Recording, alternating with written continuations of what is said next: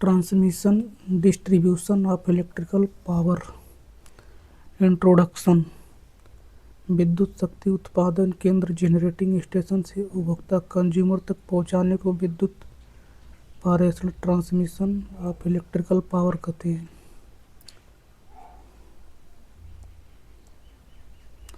जिस माध्यम से विद्युत ऊर्जा उपभोक्ता तक चरणबद्ध तरीके से पहुंचाई जाती है उसे ट्रांसमिशन लाइन कहते हैं। इसी के माध्यम से विद्युत ऊर्जा वितरण केंद्रों डिस्ट्रीब्यूशन स्टेशन तक पहुंचती है। जनित्र स्टेशन पर जनित voltage generated voltage 6.6 kilovolt 11 kilovolt 33 kilovolt तक होती है। उसे पावर ट्रांसफार्मर की मदद से स्टेप अप कर 66 kilovolt 132 kilovolt 220 kilovolt 400 kilovolt 765 kilovolt तक बढ़ाया जाता है। ट्रांसमिशन सदैव उच्च वोल्टेज पर की जाती है। विद्युत सप्लाई तंत्र इलेक्ट्रिकल सप्लाई सिस्टम विद्युत शक्ति को शक्ति संयंत्र से उपभोक्ता तक पहुंचाने की प्रक्रिया को विद्युत सप्लाई तंत्र कहते हैं। ये सप्लाई तंत्र 3 प्रकार के होते हैं: power station, transmission line, distribution. Flow of power station. देखिए जनरेटिंग स्टेशन 11 किलोवोल्ट। देखिए 11 टू 132 किलोवोल्ट ट्रांसफार्मर। अब देखिए प्राथमिक संचरण प्राइमरी ट्रांसमिशन। अब देखिए 132 टू 33 किलोवोल्ट। अब देखिए रिसीविंग स्टेशन ग्राही स्टेशन। अब देखिए secondary transmission 33 kilovolt to 11 kilovolt transformer. अब देखिए इसके बाद सब स्टेशन। देखिए प्राइमरी डिस्ट्रीब्यूशन यहाँ पे होता है। अब देखिए 11 किलोवोल्ट टू 400 किलोवोल्ट वाला ट्रांसफार्मर, इससे यह देखिए डिस्ट्रीब्यूशन स्टेशन पर लगाया जाता है। अब देखिए सेकेंडरी डिस्ट्रीब्यूशन सेकेंडरी वितरण। अब देखिए उपभोक्ता कंज्यूमर्स। देखिए जनरेटिंग स्टेशन जनन केंद्र में विद्युत शक्ति को त्रिकलीय प्रत्यावर्तक अल्टरनेटर के द्वारा उत्पादित किया जाता है जो कि परस्पर समांतर क्रम में कार्य करते हैं। इसमें उत्पादित होने वाली वोल्टेज सामान्यतः 11 से 33 किलोवोल्ट तक होती है।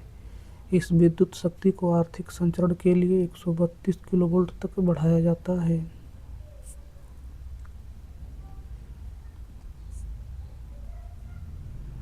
विद्युत शक्ति को त्रिकलीय ट्रांसफार्मर का उपयोग करके बढ़ाया जाता है। अब देखिए दूसरा प्राइमरी ट्रांसमिशन। जब विद्युत शक्ति को 132 किलोवोल्ट पर 3 फेज सिरोपरी लाइन के द्वारा संचरित किया जाता है तो इसे प्राथमिक संचरण कहते हैं। इससे 66 kilovolt 132 kilovolt 220 kilovolt 400 kilovolt 765 kilovolt पर विद्युत शक्ति को संचरित किया जाता है, क्योंकि उच्च वोल्टता पर हानियाँ कम होती हैं तथा दक्षता में वृद्धि होती है। द्वितीयक संचरण सेकेंडरी ट्रांसमिशन। प्राथमिक संचरण लाइन ग्राही संयंत्र पर खत्म हो जाती है जो कि शहर की वायु सीमा आउट स्क्रिप्ट्स पर स्थित होते हैं। ग्राही संयंत्र पर विभव स्टेप डाउन ट्रांसफार्मर लगे होते हैं। विभव अपचायी इन ट्रांसफार्मर द्वारा वोल्टता को पुनः 33 किलोवोल्ट में प्राप्त कर लिया जाता है। ग्राही संयंत्र से 33 किलोवोल्ट शक्ति को 3 वायर सिरोपरी लाइन के माध्यम से विभिन्न सब स्टेशन तक पहुंचाया जाता है जो कि शहर के विशिष्ट स्थानों पर स्थित होते हैं। यह प्रक्रिया द्वितीयक संचरण कहलाती है।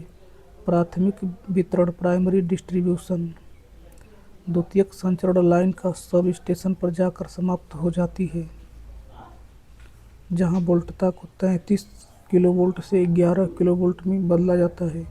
इस कार्य हेतु अपचायी ट्रांसफार्मर का उपयोग किया जाता है। यह 11 किलोवोल्ट की लाइन शहर के मुख्य मार्गों के माध्यम से फैली होती है।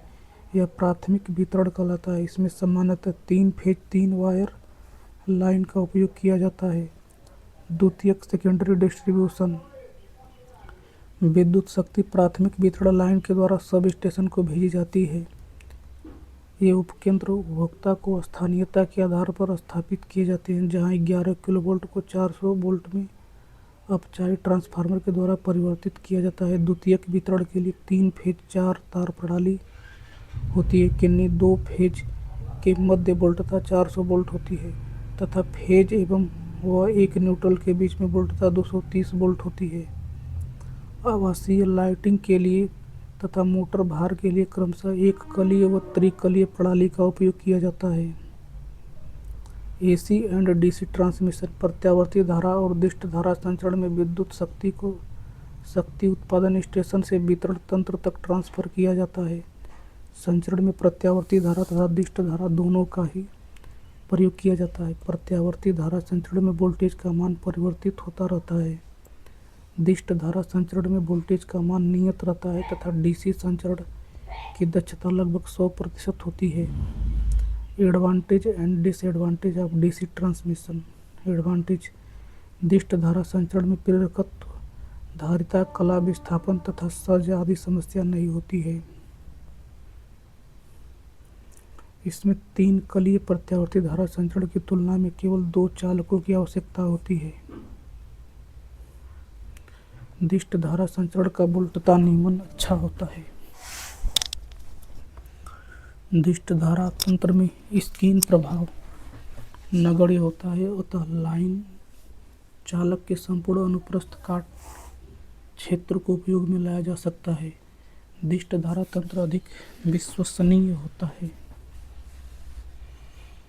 दिष्ट धारा तंत्र में कोरोना प्रभाव न्यूनतम होता है। दिष्ट धारा लाइन की स्थायित्व की सीमा लाइन की लंबाई पर निर्भर नहीं करती है, अर्थात दिष्ट धारा संचरण में कोई भी स्थायित्व समस्या नहीं होती है। एक उच्च वोल्टता दिष्ट धारा संचरण परावैद्युत हानियों से रहित होता है। हानियां, disadvantage,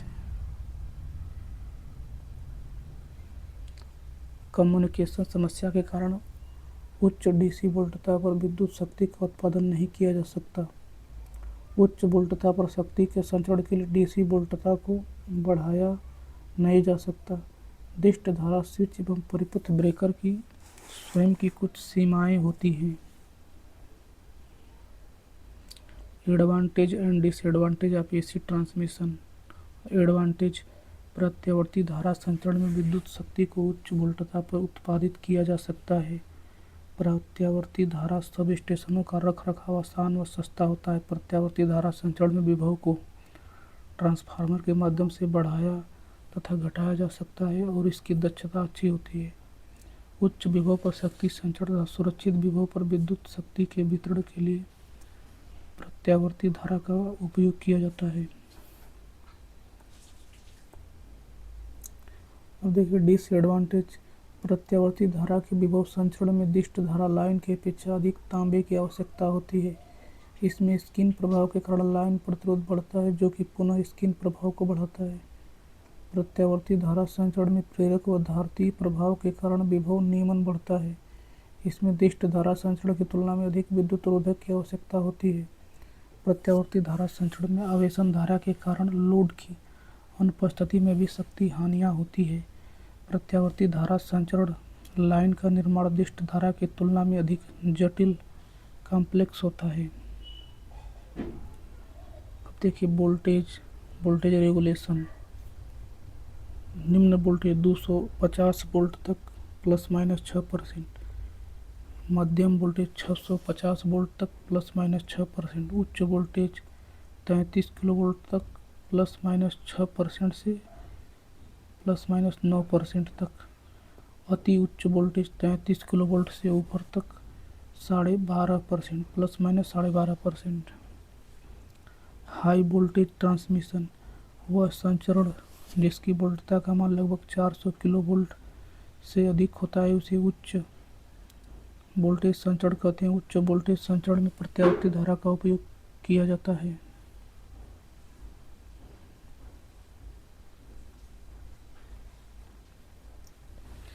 advantage of high voltage transmission, low current. स्थिर संचरण तथा स्थिर शक्ति गुणक की स्थिति में उच्च वोल्टता की संचरण लाइन में धारा का मान निम्न होता है।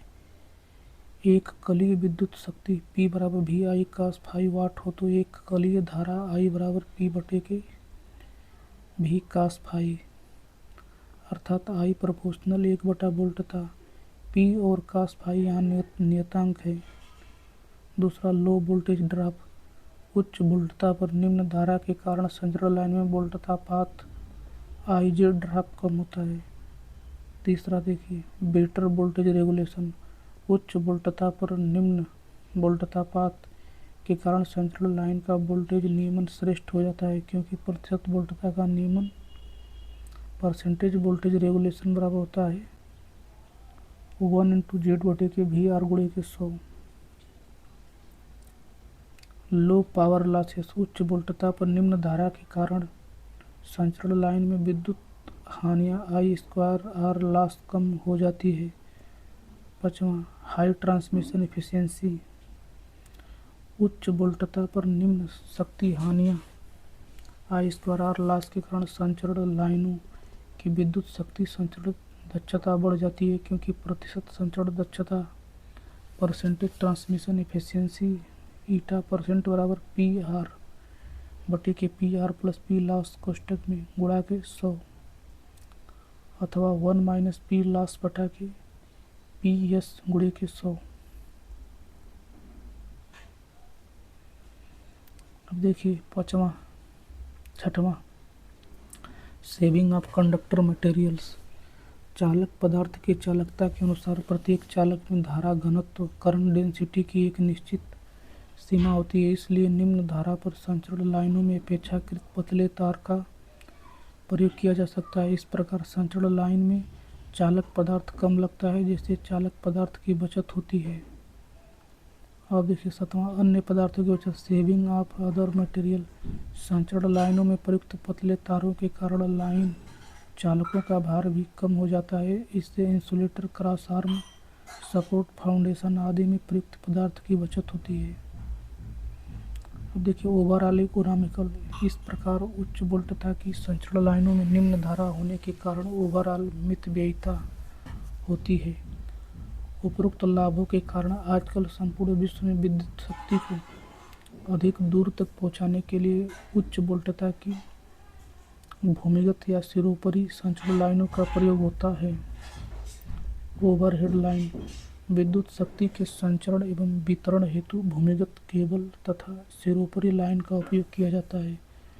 भूमिगत केबल का उपयोग बहुत ही कम मात्रा में किया जाता है। इसके दो मुख्य कारण है। पहला, शक्ति को भार केंद्र से लंबी दूरी पर संचरित करना, जिससे उसकी स्थापित करने की लागत बढ़ जाती है। दूसरा, विद्युत शक्ति को उच्च वोल्टता पर संचरित करना।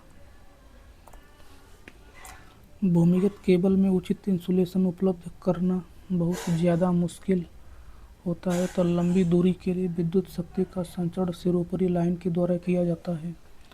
वर्तमान समय में शक्ति की बढ़ती हुई मांग के कारण उच्च वोल्टता को सिरोपरि लाइन द्वारा संचरित करना महत्वपूर्ण माना जाता है। सिरोपरि लाइनों में पर्याप्त त्वरण सामर्थ्य एवं यांत्रिक सामर्थ्य होनी चाहिए, जिससे अनिश्चित वातावरण के कारण पड़ने वाले विभिन्न प्रभावों को आसानी से सहन करते हुए विद्युत शक्ति को संचरित किया जा सके।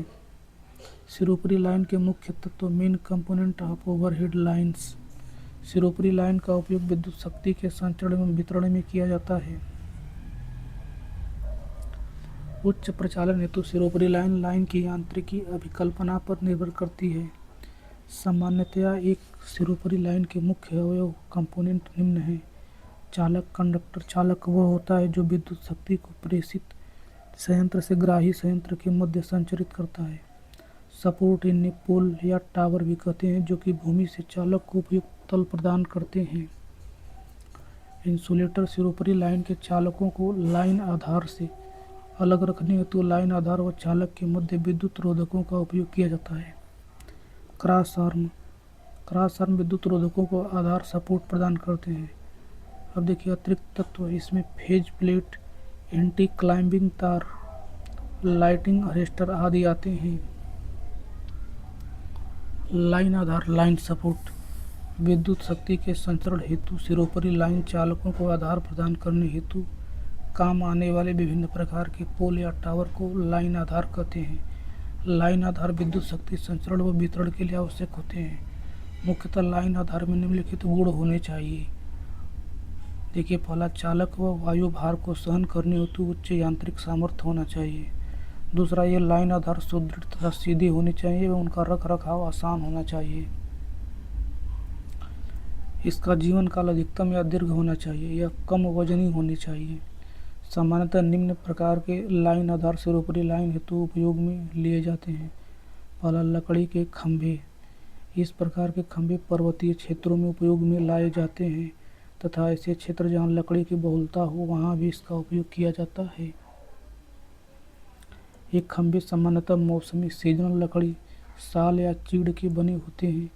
इसके अनुप्रस्थ काट का क्षेत्रफल कम होने के कारण लाइन आधार के लिए अधिक उपयुक्त होते हैं। ये 50 मीटर तक की दूरी के लिए उपयुक्त होते हैं। इस प्रकार के आधार सस्ते, आसानी से उपलब्ध, अच्छे विद्युत रोधक गुण तथा आर्थिक उद्देश्य के आधार पर ग्रामीण क्षेत्र रूरल एरिया में उपयोग में लाए जाते हैं।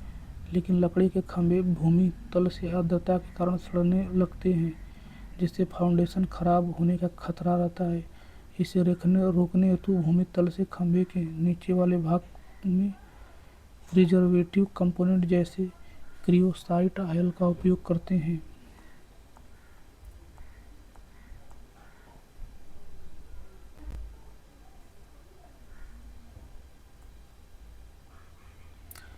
इन खंभों की ऊंचाई 10 से 15 मीटर तक होती है तथा इन्हें 11 किलोवोल्ट से 22 किलोवोल्ट वोल्टता हेतु उपयोग में लाया जाता है। इस प्रकार के खंभे का जीवन काल कम होता है। सामान्यतः ए तथा एच प्रारूपी डबल पोल का उपयोग किया जाता है। इसमें एकल खंभे पोल की तुलना में अच्छी ट्रांसवर्स सामर्थ्य प्राप्त होती है। अब देखिए, insulator, cross arm, steel bracing poles, A type pole. अब देखिए एच टाइप पोल। अब देखिए A 8 metre, B 10 metre, C 12 metre, D 12 metre. लकड़ी के खंभे के अलावा एडवांटेज ऑफ वुडन पोल। इस प्रकार के पोल को स्थापित करने में कम लागत लगती है, अर्थात इसकी प्रारंभिक लागत कम होती है। ये हल्के होने के कारण पोर्टेबल होते हैं। ये विद्युत के कुचालक होते हैं। लकड़ी के खंभे की हानियाँ, डिसएडवांटेज ऑफ वुडन पोल्स। इन खंभों में कुछ समय के बाद जमीन के अंदर वाला भाग सड़ने लगता है। तुलनात्मक रूप से इनका जीवन काल 20 से 25 साल होता है। इन खंभों में आग लगने का खतरा रहता है। इनकी यांत्रिक सामर्थ्य कम होती है। इन्हें उच्च वोल्टता 22 किलोवोल्ट तक ही उपयोग में लाया जा सकता है। इनका सुरक्षा गुणक अधिक रखना पड़ता है। इस्पात के खंभे, स्टील पोल्स। इस्पात के खंभे लकड़ी के खंभे के विकल्प के रूप में उपयोग में लिए जाते हैं। इस्पात के खंभे की यांत्रिक सामर्थ्य अधिक होती है। इसका जीवन काल भी लंबा होता है। ये खंभे शहरों में वितरण हेतु उपयोग में लाए जाते हैं। इन खंभों का जीवन काल बढ़ाने के लिए इन्हें गैल्वेनाइज या पेंट करना पड़ता है। इस्पात के खंभे मुख्यतः 3 प्रकार के होते हैं। देखिए, रेल खंभे, negative feeder, return current, catenary wire, contact wire, catenary wire, contact wire, negative feeder, return current. Tracks, नलिकादार इस्पात के खंभे, ट्यूबुलर स्टील पोल, रोल्ड इस्पात जॉइंट, रोल्ड स्टील जॉइंट। इस्पात की खंभों की भूमितल से ऊंचाई 10 से 14 मीटर तक होती है। इनका उपयोग 11 किलोवोल्ट से 33 किलोवोल्ट के लिए किया जाता है तथा इनके मध्य का विस्तार स्पैन लगभग 150 मीटर का होता है। Single circuit and pole H type.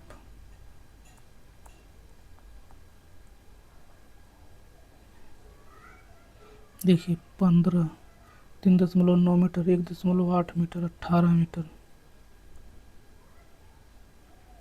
10.8 metre.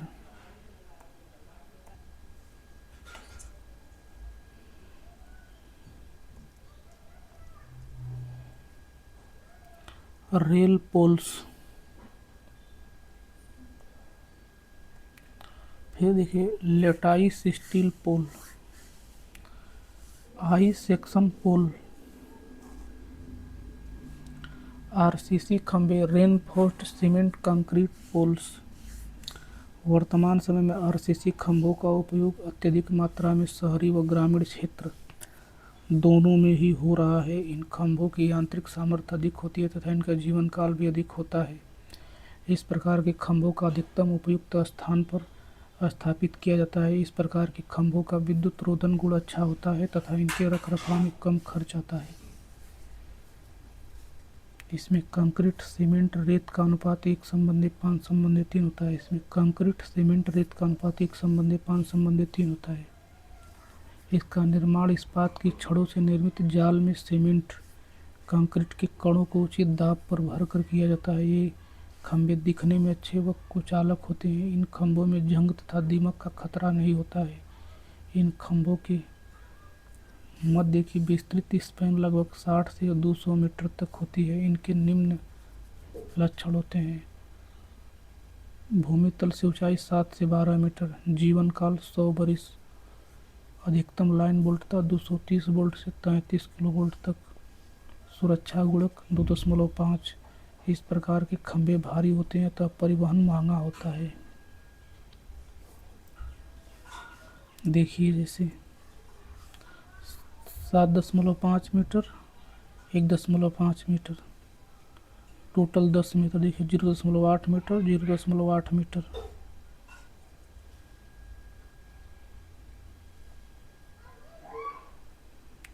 अब देखिए स्टील टावर। इस प्रकार के टावर का निर्माण लोहे के एंगल तथा आई आकृति की पत्तियों को वेल्ड करके किया जाता है। ये टावर बड़े आकार के होते हैं। संक्षारण से सुरक्षा हेतु इस पर पेंट कर दिया जाता है। इसका उपयोग सामान्य 132 किलोवोल्ट या इससे अधिक विद्युत शक्ति के संचरण में किया जाता है। इसके मध्य का विस्तार लगभग 200 से 500 मीटर का होता है। ये खंभे बड़े आकार के होते हैं। इस प्रकार के खंभों की आयु काल 100 वर्ष से भी अधिक होती है, तो इसका जीवन काल अधिक होने के कारण इसकी लागत कम आती है।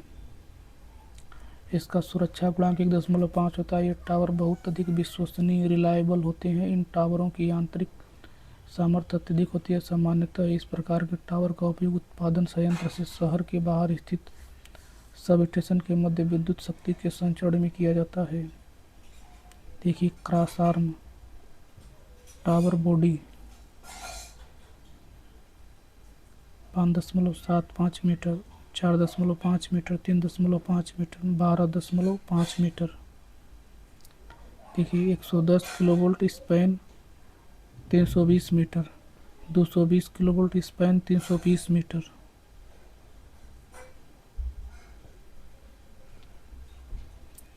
इस्पात टावर के अलावा एडवांटेज ऑफ स्टील टावर, ये कम भार के होते हैं। इसका जीवन काल लंबा होता है। इन टावरों की रखरखाव लागत कम होती है। ये दिखने में अधिक प्रभावी व बहुत सुंदर होते हैं। ये दृढ़, रिजिड तथा मजबूत होते हैं। इस्पात टावर की हानियाँ, डिसएडवांटेज ऑफ स्टील टावर, इसकी शुरुआती लागत ज़्यादा होती है। इसके द्वारा वोल्टता के संचरण की सीमाएँ होती हैं। अब देखिए क्रॉस आर्म।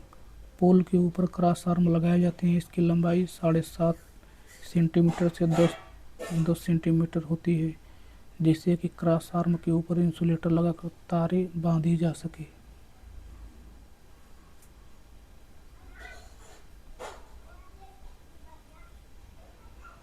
यह क्रॉस आर्म 2 प्रकार के होते हैं।